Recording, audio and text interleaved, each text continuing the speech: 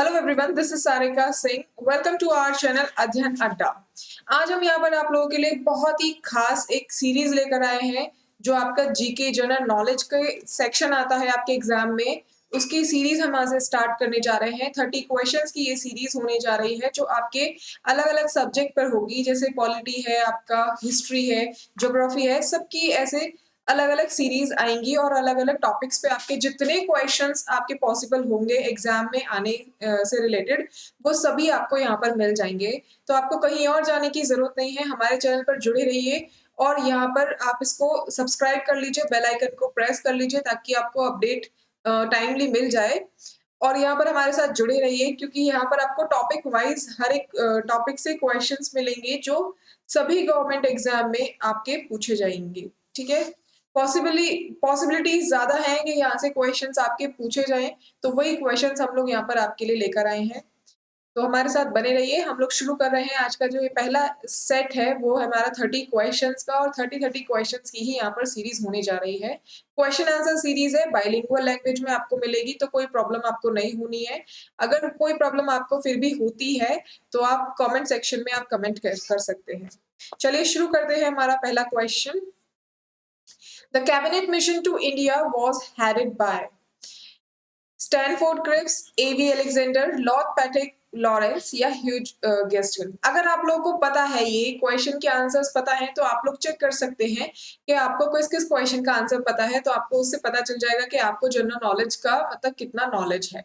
ठीक है, general knowledge एक ऐसा सब्जेक्ट है जो हर एक सेक्शन में पूछा जाता है, हर एक पेपर में आता है आपका। इसके बिना तो आपका पेपर कंप्लीट होना या मतलब उसमें क्लियर करना असंभव सा ही है। ठीक है, पॉसिबल नहीं है बिना इसके क्लियर करना। तो आपको जनरल नॉलेज की नॉलेज तो होनी ही चाहिए। चलिए, क्वेश्चन क्या कह रहा है, भारत के लिए कैबिनेट मिशन की अध्यक्षता की गई थी, मतलब किसने की थी, वो यहाँ पर पूछा हुआ है। स्टैफर्ड क्रिप्स ने की थी, एवी अलेक्जेंडर ने की थी, लॉर्ड पैट्रिक लॉरेंस ने की थी या ह्यू गेट्सकेल ने की थी। तो आप लोग का यहाँ पे आंसर्स, अगर आप लोग को पता है तो आप अपने आंसर्स नोट डाउन कर लीजिए, देख लीजिए, लास्ट में पता चल जाएगा, आप चेक कर लीजिएगा कि आपने कितने आंसर्स करेक्ट दिए हैं। तो यहाँ पे इसका आंसर है लॉर्ड पैट्रिक लॉरेंस। किसने दिया था ये? लॉर्ड पैट्रिक लॉरेंस ने। ठीक है, इसकी अध्यक्षता किसने की थी? लॉर्ड पैट्रिक लॉरेंस ने। नेक्स्ट क्वेश्चन इसी के साथ, the constitution of India was adopted by the, किसके द्वारा भारत का संविधान अपनाया गया था? Governor general, British parliament, constituent assembly, parliament of India. अब ये क्वेश्चन का आंसर यहाँ पर सबको पता होगा। क्या है इसका आंसर? संविधान सभा यानी कि कॉन्स्टिट्यूएंट असेंबली। थर्ड इसका आंसर है। नेक्स्ट चलते हैं। The constituent assembly for undivided India first met on, अविभाजित अविभाजित भारत के लिए संविधान सभा की पहली बैठक कब हुई थी? यहाँ पर वो आपसे पूछा गया है।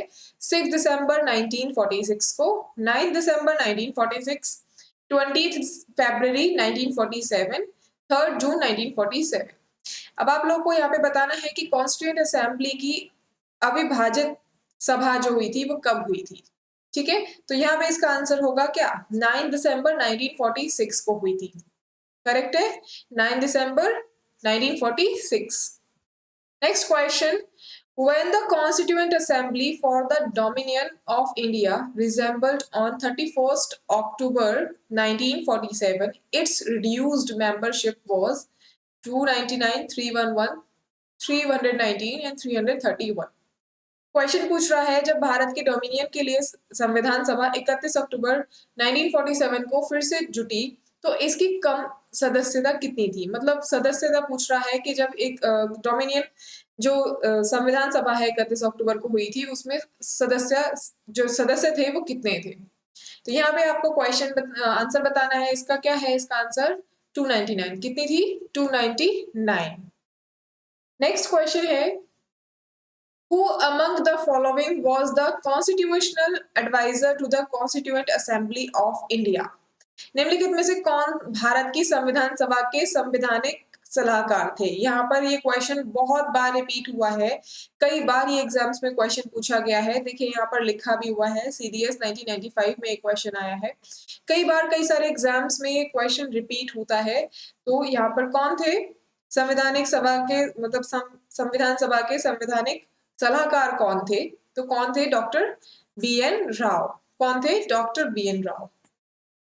Next is the constitution of India was enacted by a constituent assembly set up. मैं आप लोगों को फिर यहाँ पर बता रही हूँ कि यहाँ से आपने जितने भी क्वेश्चंस आप लोगों को मिलते जाएंगे डे बाय डे, आपको जितनी भी सीरीज यहाँ पर मिलेंगी, उन सीरीज को अगर आपने एक बार देख लिया और समझ लिया तो आपको कहीं और जाने की जरूरत नहीं है, कोई भी बुक आपको लेने की जरूरत नहीं है, किसी भी तरह की अदर जो अदर प्लेटफॉर्म्स है उनको यूज करने की जरूरत नहीं है। आप बस यहीं पर हमारे साथ जुड़े रहिए और आपको यहाँ पर सारी चीजें मिलेंगी।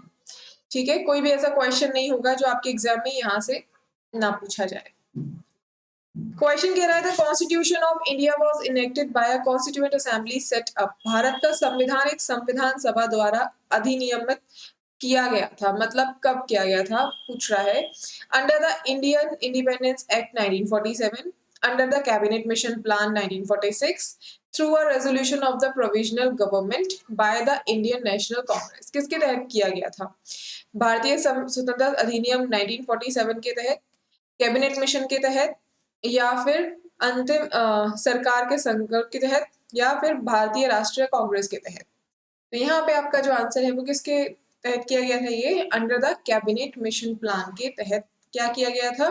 भारत का संविधान एक संवैधानिक सभा में अधिनियमित किया गया था। नेक्स्ट क्वेश्चन है आपका the constituent assembly which framed the constitution for independent India was set up in. जो संविधान है, संविधान सभा ने स्वतंत्र भारत के लिए संविधान की स्थापना कब की थी?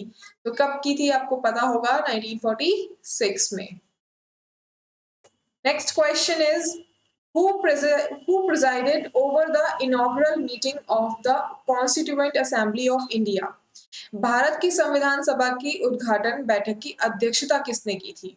मतलब भारत की जो संविधान सभा थी उसकी अध्यक्षता की शुरुआत या उद्घाटन किसने किया था वो यहाँ पर पूछा है। सचिंद्रनंद सिन्हा ने, बी आर अम्बेडकर ने, डॉक्टर राजेंद्र प्रसाद ने, एन पी उपेंद्र ने। किसने की थी? किसने यहाँ पर किसने किया था? ये सचिंद्रनंद सिन्हा ने। नेक्स्ट क्वेश्चन है आपका who among the following was the chairman of drafting committee of the Indian constitution? Rajendra Prasad, Tej Bahadur Sapru, C Rajagopalachari, Gopalachari, B R Ambedkar. किसने किया था यहाँ पर? निम्नलिखित में से कौन भारतीय संविधान की जो ड्राफ्टिंग समिति थी उसके अध्यक्ष थे? कौन थे यहाँ पर ड्राफ्टिंग उसके अध्यक्ष? कौन थे? Doctor B R Ambedkar. कौन थे? Doctor B R Ambedkar. Next question है यहाँ पर how long did the constituent assembly take to finally pass the constitution? संविधान सभा को संविधान को पारित करने में कितना समय लगा?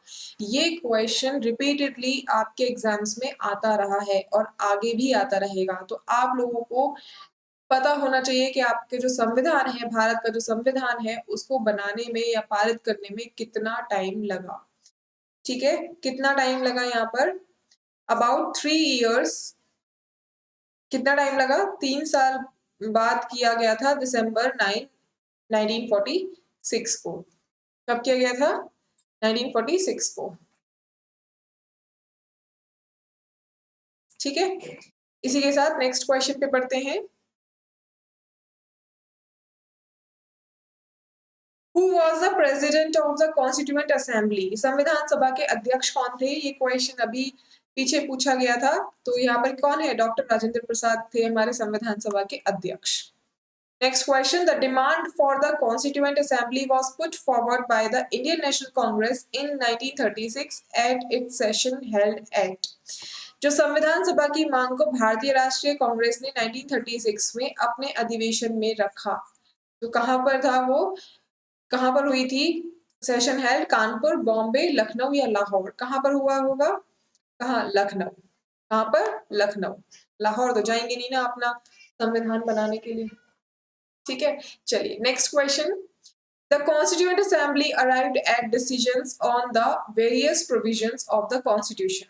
संविधान सभा संविधान के विभिन्न प्रावधानों पर निर्णय लेने पहुंची। कैसे पहुंची थी? बहुमत से, 2/3 बहुमत से, आम सहमति से या सर्वसम्मति से। तो यहाँ पर आपको बताना है by the majority vote, by the 2/3 majority, by consensus या फिर अनयूनिमसली। तो यहाँ पर कैसे पहुंची थी? बाय कॉन्सेंसस, ठीक है, आम सहमति से। Next is the most profound influence on the drafting of the Indian Constitution was exercised by the US Constitution, British Constitution, Government of India Act 1935, French ideals of liberty and fraternity। यहाँ पर पूछ रहा है भारतीय संविधान के प्रारूपण पर सबसे गहरा प्रभाव किसके द्वारा किया गया था? अमेरिकी संविधान के, ब्रिटिश संविधान के, या भारत सरकार अधिनियम 1935 के, या फिर स्वतंत्रता एवं बंधुत्व के फ्रांसीसी आदर्श पर। ये पूछ रहा है जो ड्राफ्टिंग हुई थी इंडियन कॉन्स्टिट्यूशन की, वो किसके द्वारा ज्यादा इन्फ्लुएंस थी, किससे ज्यादा हमारा जो इंडियन कॉन्स्टिट्यूशन है उस पर किसका ज्यादा प्रभाव पड़ा था, किस कॉन्स्टिट्यूशन का, किस देश के कॉन्स्टिट्यूशन का सबसे ज्यादा प्रभाव पड़ा था, वो यहाँ पर पूछ रहा है। तो किसके अंदर था ये? गवर्नमेंट ऑफ इंडिया एक्ट 1935 के। Next is match the following committees of constituent assembly chairman. Chairman बताने हैं आपको कौन है यहाँ पर। ड्राफ्टिंग कमेटी के आपको यहाँ पे मैचिंग करना है। ड्राफ्टिंग कमेटी के चेयरमैन कौन है? Committee of fundamental and minority rights के चेयरमैन कौन है? यूनियन कॉन्स्टिट्यूशन कमेटी के चेयरमैन कौन है? वर्किंग कमेटी के चेयरमैन कौन है? तो यहाँ पर अगर हम बात करें ड्राफ्टिंग कमेटी भी हम पढ़े हैं पीछे, तो इसके चेयरमैन कौन है? B R Ambedkar. कौन है? B R Ambedkar. Next committee on fundamental rights, इनके कौन है? वल्लभ भाई पटेल। ठीक है। यूनियन कॉन्स्टिट्यूशन कमेटी के कौन है? जवाहरलाल नेहरू। कौन है? जवाहरलाल नेहरू। वर्किंग कमेटी के कौन है? कन्हैयालाल मुंशी। कन्हैयालाल मुंशी। तो आपका कौन सा आंसर करेक्ट है? डी इसका करेक्ट आंसर है। ड्राफ्टिंग कमेटी के कौन है? B R Ambedkar. Committee on fundamental के कौन है? कमेटी ऑन फंडामेंटल माइनॉरिटी के कौन है? वल्लभ भाई पटेल है। यूनियन कॉन्स्टिट्यूशन कमेटी के कौन है? Jawaharlal Nehru. And working committee के कौन है? कन्हैयालाल मुंशी। ठीक है, क्लियर होगा ये। नेक्स्ट क्वेश्चन है आपका, which one of the following statements is correct. यहाँ पर पूछ रहा है कौन सा कथन सही है, संविधान इससे रिलेटेड है। The constituent assembly of India was elected by the provincial assemblies in the year 1946। Jawaharlal Nehru, M.A. Jinnah and Sardar Vallabhbhai Patel were members of the Constituent Assembly of India. The first session of the Constituent Assembly of India was held in January 1947. The Constitution of India was adopted by 26 January 1950. तो यहाँ पर आपसे पूछ रहा है कि इनमें से कौन सा कथन सही है। तो कथन क्या क्या है? भारत की संविधान सभा को प्रांतीय विधानसभाओं द्वारा वर्ष 1946 में चुना गया था, या फिर जवाहरलाल नेहरू, M.A. जिन्ना और सरदार वल्लभ भाई पटेल इसके मेंबर थे, या फिर जो फर्स्ट सेशन हुआ था कॉन्स्टिट्यूएंट असेंबली का वो कब हुआ था? जनवरी 1947 में।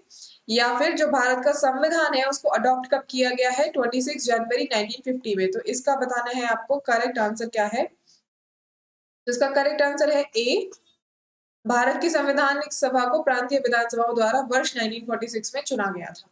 ठीक है, करेक्ट आंसर आपका क्या है? ए। नेक्स्ट यहाँ पर भी आपको मैचिंग दिया गया है। जुलाई 22 यहाँ पे डेट्स दी हुई हैं और यहाँ पे रिलेटेड, उनसे रिलेटेड जो काम हुआ है वो यहाँ पर दिया हुआ है कि इस डेट पर कौन सा काम हुआ है। तो जुलाई 22 1947 में क्या हुआ था? जुलाई 22 1947 में क्या हुआ था? Adoption of national flag. क्या हुआ था? Adoption of national flag by constituent assembly.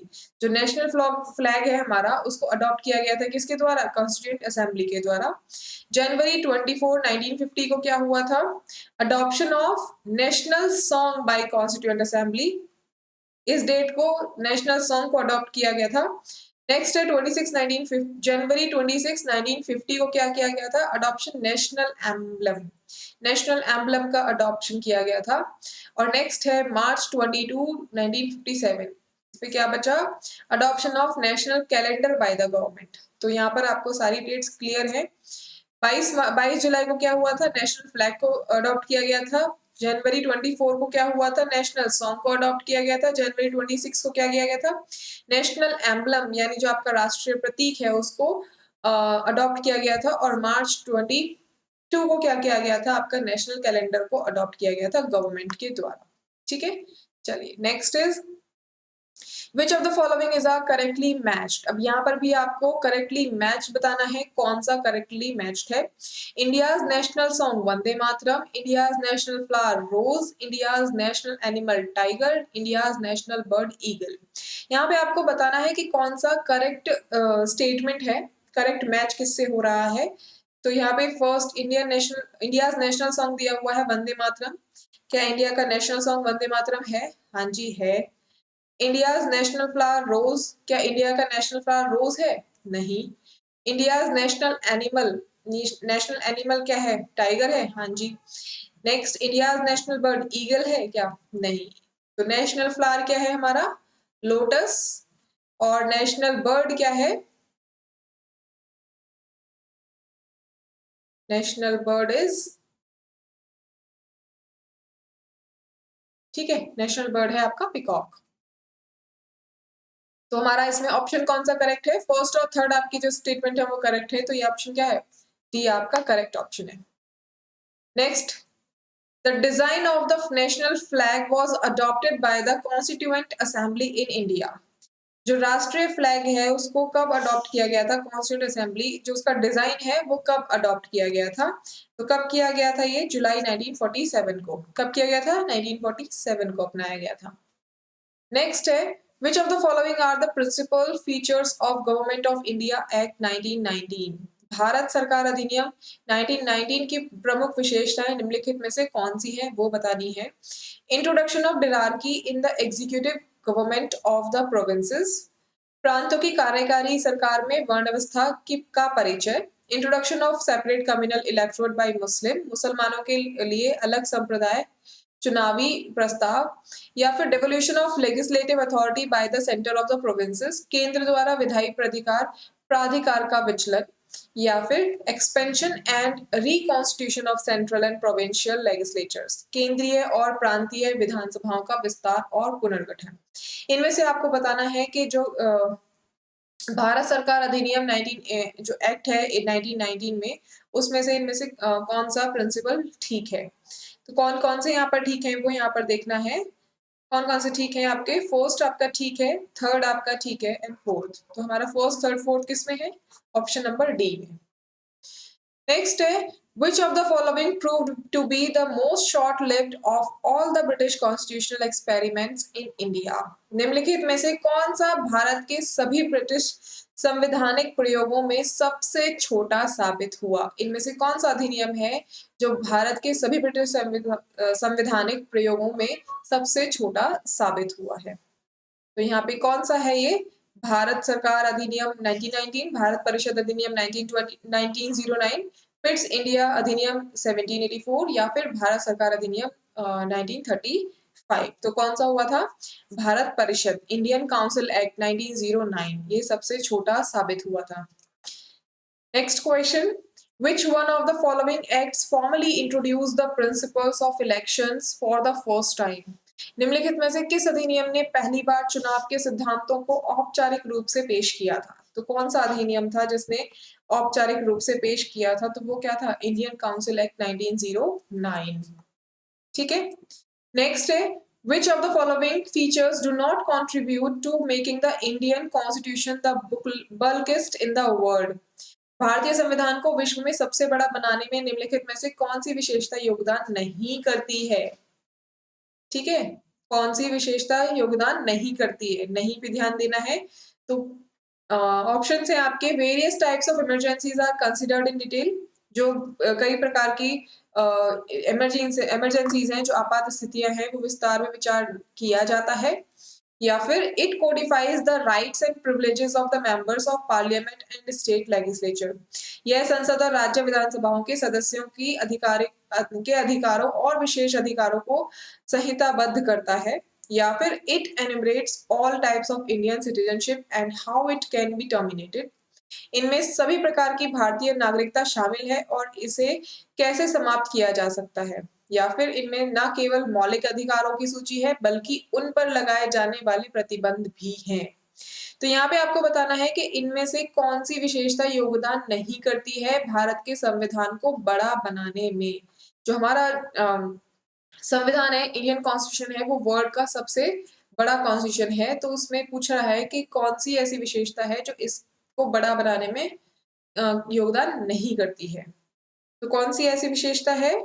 Second है आपकी और थर्ड है। कौन सी है? सेकंड और third, option number third. Next है, which of the following statements is are not correct about the objectives resolution? निम्नलिखित में से कौन सा कथन उद्देश्य संकल्प के बारे में सही नहीं है?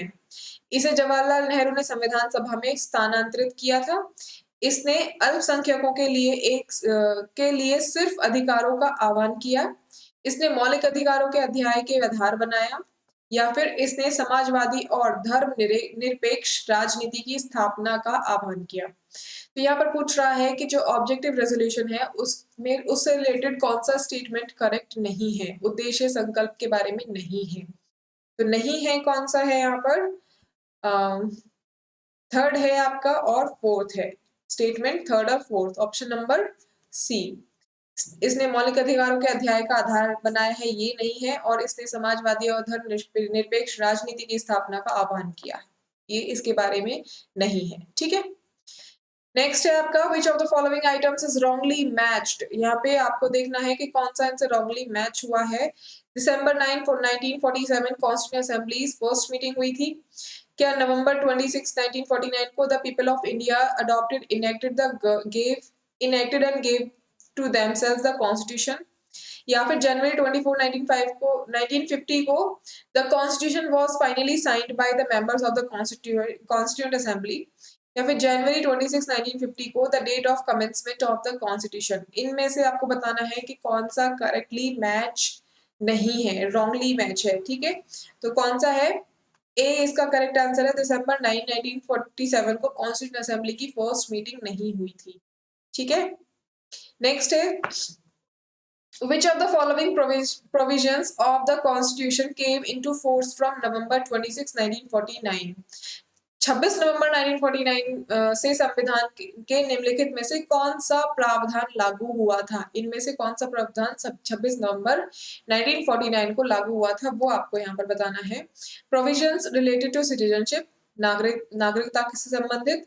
प्रोविजन रिलेटेड टू इलेक्शंस, चुनाव से संबंधित। Provisions related to provincial parliament, जो संसद है उससे रिलेटेड। या फिर फंडामेंटल राइट्स, मौलिक अधिकार से रिलेटेड। बताना है, डेट दी हुई है आपको 26 नवंबर 1949। तो इसका कब हुआ था, किस किस से रिलेटेड है ये? प्रोविजन सिटीजनशिप से रिलेटेड है, ठीक है, इलेक्शन से भी रिलेटेड है और पार्लियामेंट से रिलेटेड है। किससे रिलेटेड नहीं है? फंडामेंटल राइट से रिलेटेड नहीं है।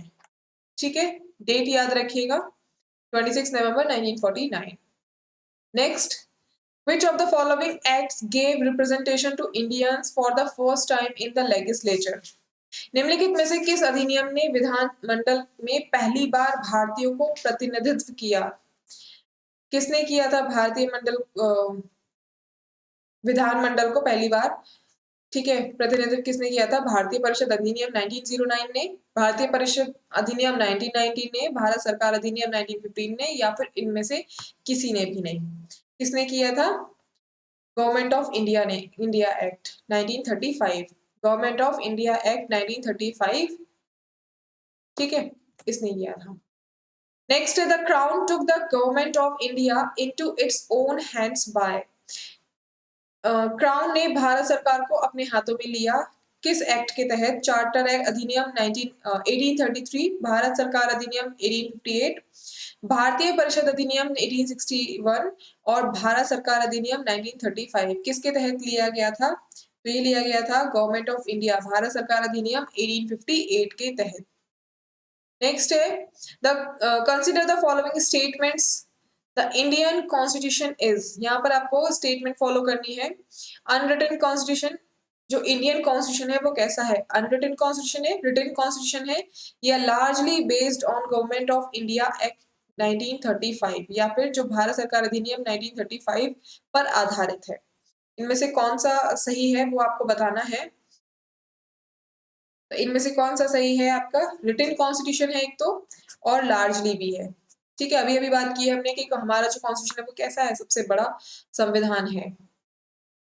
नेक्स्ट और लास्ट क्वेश्चन है इस सेशन का, सेट 1 का ये लास्ट क्वेश्चन है। इससे आगे भी बहुत सारे सेट्स आपके आएंगे, तो आप लोग ध्यान रखिएगा और हमारे साथ उन क्वेश्चंस के साथ भी आप लोग जुड़े रहिएगा। अगर आपको पूरा जीके यहाँ पर सीखना है तो हमारे साथ जुड़े रहिएगा, ठीक है। नेक्स्ट और लास्ट क्वेश्चन क्या है, the Indian constitution establishes a secular state meaning. भारतीय संविधान एक धर्मनिरपेक्ष राज्य की स्थापना करता है जिसका अर्थ है the state treats all religion equally. राज्य सभी धर्मों का सम्मान एक रूप में करेगा, ठीक है। समान रूप से मतलब सबको ट्रीट करेगा, सारे रिलीजन्स को। Freedom of faith and worship is allowed to all the people. सभी लोगों को पूजा करने का अधिकार होगा या फिर स्वतंत्रता होगी। Educational institutions without exception are free to impart religious instruction. जो शैक्षिक संस्थान है बिना किसी अपवाद के धार्मिक शिक्षा देने के लिए स्वतंत्र हैं। या फिर राज्य रोजगार के मामलों में धर्म के आधार पर कोई भेदभाव नहीं करता है। तो यहाँ पे आपको बताना है सेक्युलर स्टेट का मीनिंग क्या है। इंडियन कॉन्स्टिट्यूशन ने सेक्युलर स्टेट का मीनिंग क्या बताया है।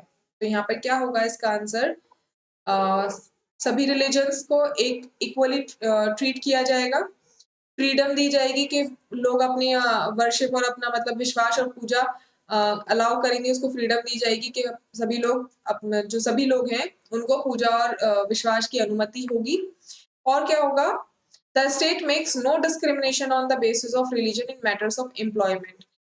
जो राज्य है वो रोजगार के मामलों में किसी के साथ भी भेदभाव नहीं करेगा धर्म के बेसिस पे, ठीक है। किसी भी धर्म के बेसिस पे क्या नहीं करेगा, एम्प्लॉयमेंट में, रोजगार में राज्य जो है वो कोई भी भेदभाव या डिस्क्रिमिनेशन नहीं करेगा। तो आपके फर्स्ट, सेकंड और फोर्थ इज करेक्ट है। तो हमारा ऑप्शन किसके साथ जा रहा है, ऑप्शन नंबर डी के साथ, फर्स्ट, सेकंड और फोर्थ। तो ये हमारे सेट का आखिरी क्वेश्चन था। 30 क्वेश्चन का ये सेट होगा। अगर आप लोग बोलेंगे तो ये बढ़ भी जाएगा, ज्यादा क्वेश्चन भी हो सकते हैं। और आप बोलेंगे, अगर आप चाहेंगे कि कम सेट का बनाए तो वो भी हो सकता है, ठीक है। तो आप लोगों को अगर ये लेक्चर अच्छा लगे तो आप लोग बताना मत भूलिएगा, चैनल को सब्सक्राइब करना मत भूलिएगा और बेल आइकन को प्रेस करना मत भूलिएगा।